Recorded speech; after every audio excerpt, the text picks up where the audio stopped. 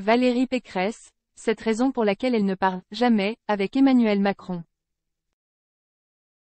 Dans un entretien accordé au Point, Valérie Pécresse s'est confiée sur le candidat qui a remporté l'élection présidentielle de 2022. Et si elle ne dialogue pas avec celui qui est redevenu président de la République l'année dernière après un premier mandat, ce n'est pas de sa faute. Candidate représentant le Parti des Républicains lors de la dernière élection présidentielle, Valérie Pécresse ne s'est pas laissée abattre malgré sa défaite. Remontée en selle après une campagne jugée pour rien par celle qui l'a menée, la femme politique de 56 ans apparaît de plus en plus lucide sur son avenir politique et sur celui de la France. Elle n'a donc pas sa langue dans sa poche lorsqu'il est question d'évoquer le président de la République, Emmanuel Macron, l'une de ses opposants l'année dernière. Dans un entretien fleuve accordé au Point et publié le 30 novembre.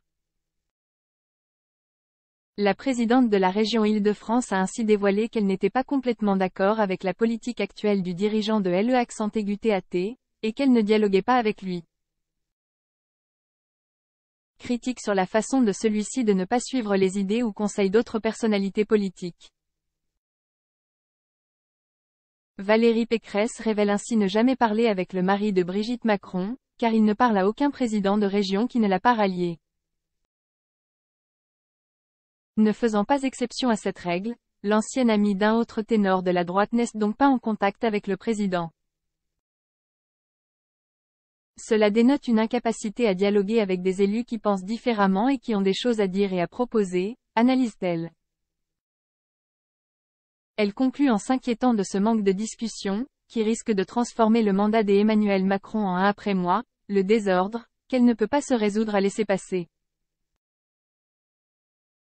Valérie Pécresse se prépare-t-elle pour 2027? Si la présidente du Conseil régional de la région francilienne ne tarit pas d'idées pour améliorer les conditions de vie des Français, il est possible qu'elle décide à nouveau de tenter sa chance dans la course à l'Élysée.